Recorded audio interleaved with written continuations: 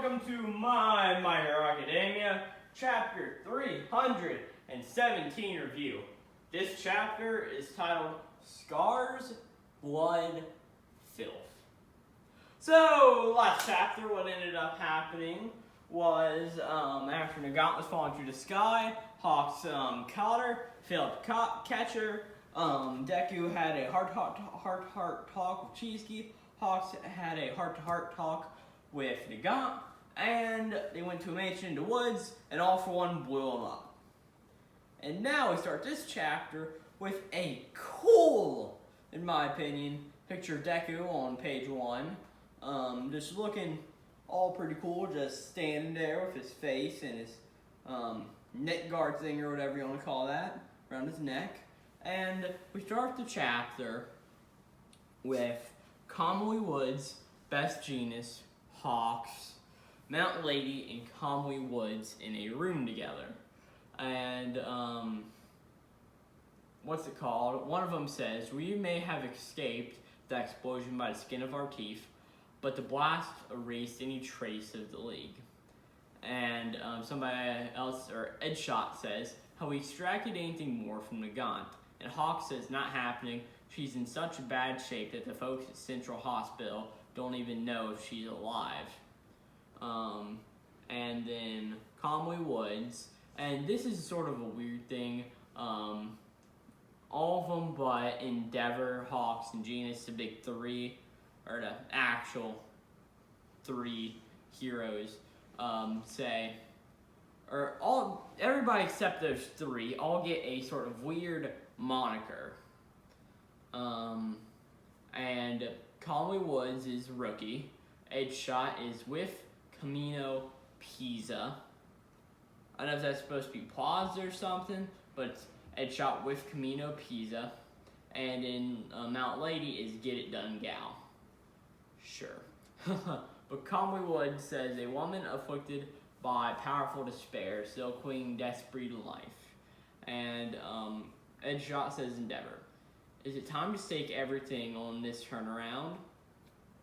And he then says, "Maybe we should expand this beyond us and bring in every last remaining hero, informing all the others about this, and Midoriya, and throw an all-encompassing net investigation." And Mount Lady says, "Business with Lady Nagant made it clear that the brunt of hunting down the League will be left to Midoriya. The cops are up to their eyeballs for their problems. There have been no eyewitness accounts of the League for a while. We should put together a task force before the pool of colleagues we can count on is dried up." Endeavor then says, "Right, Descoro quit 2 days ago." And Descoro was one of Mount Lady's sidekicks, the dude in the blue with like the hazard equipment around his waist and everything.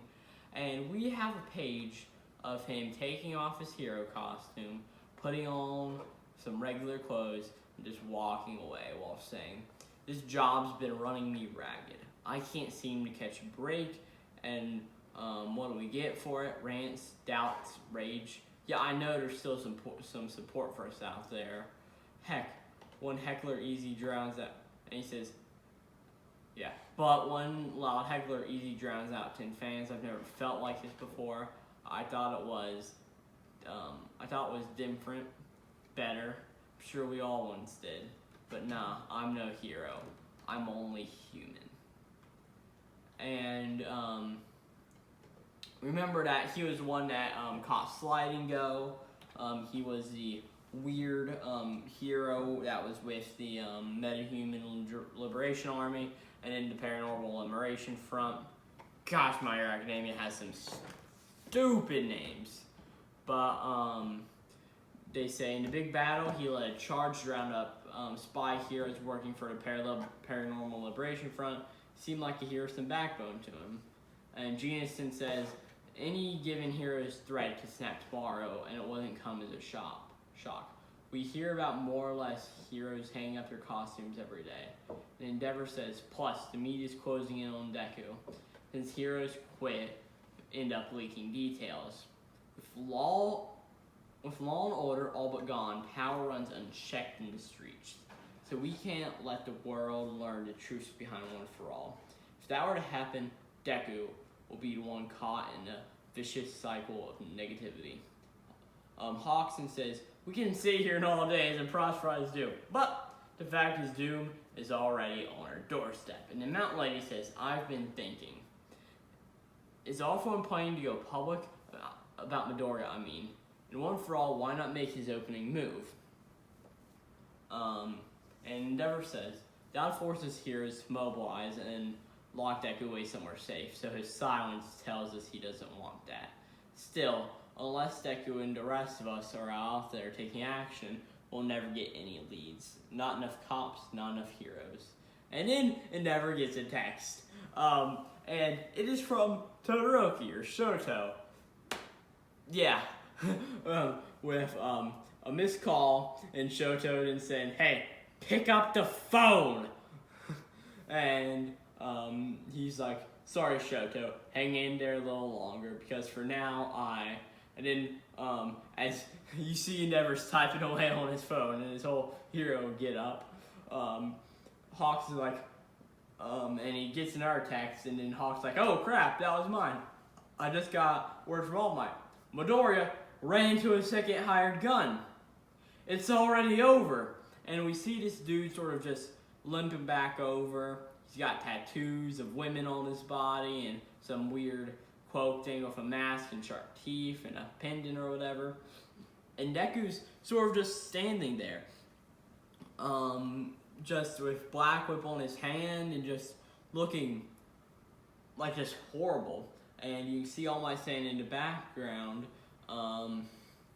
And he's like, kid, that one didn't have, and then Deku's like, that one didn't have any intel. Be careful, he might explode too. And then almost like, wait just a minute. You haven't been eating. And Deku's like, All Might, you don't have to tag along anymore. I'm fine. Really, I'm fine. And all Deku can think of in his mind is, now it's your turn. Which All For One said last chapter. And All Might says, no, I can't just.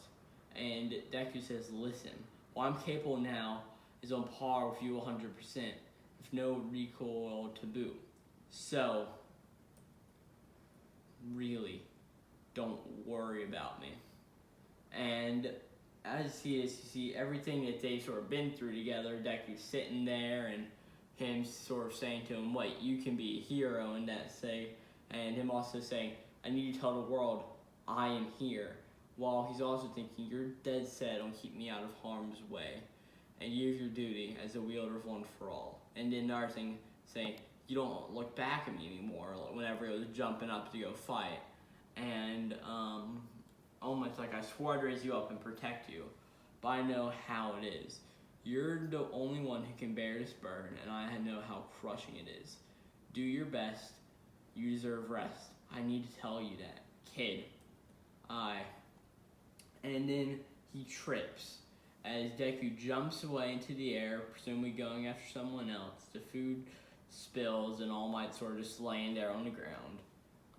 And then you see somebody standing behind a brick barrier. And who is it? But Stain. And he then goes, they say he appears without a sound, that he's got a whole mess of quirks on him. That sounds like One for All ability, right? Or like a no move even. But apparently he goes around helping people. The rumors say he's caked with blood and filth, which cover up his many scars. Looking at him, you'd never guess he was a hero. As, in the end, you see this panel of Deku just sort of walking towards the camera with the Black Whip all sort of around him. Sort of reminds me of Gaara's ability from Naruto in a way to sort of block out defense. And his whole costume is just tattered up, and the panel is just majority of blackness on Deku, and it's just an interesting looking panel. And that's the end of the chapter. But now, I just need to add one thing on this. This chapter came out on Father's Day here in America, and with All Might sort of being a father to Deku and all of this, this was a very powerful chapter on the said day, with Deku going, I'm fine, don't worry about me, and all of that. It is pretty interesting. And Horikoshi, you did good. This was a great chapter. The whole thing with Discoro at the beginning is sort of interesting, with him just being like, I can't do this anymore. And then when I first read this chapter, the first thing that popped in my mind was, oh crap, Stain's here. Will he be going after Deku? Will he? Maybe not. And then I said, well crap, who was it with Deku and Ida that went and fought Stain in the beginning? It was Todoroki. And Todoroki, or Shoto, whatever you want to call him, the Flash Freeze kid, or whatever, Fire and Ice Quirk dude, he was the one that was also there. And he was the one that was texting his father, Inji, Todoroki, Endeavor. So, it was all very interesting. And I was like, is he going to come back and going to fight? What's going to go on? Oh. And then the whole thing with the second hired gun and it all being over and him winning quick. Super interesting. And then just the whole thing with All Might happened and it was good. Very good. Second half chapter is definitely the standout part. And then you see Stain there. And that's the chapter. I really like Stain singing on the end saying, they say he appeared without a sound. He's got a whole mess of quirks on him. And that looking at him, you never guessed he was a hero. I think that's really, that just is so awesome in my opinion. And yeah. So I think that's all I've really got to say on this chapter. It was a really powerful chapter, not only for the day it came out on, but it was just a good chapter in general. And that's going to be it for My Hero Academia, chapter 317. Thank you for watching, and Glowplasma231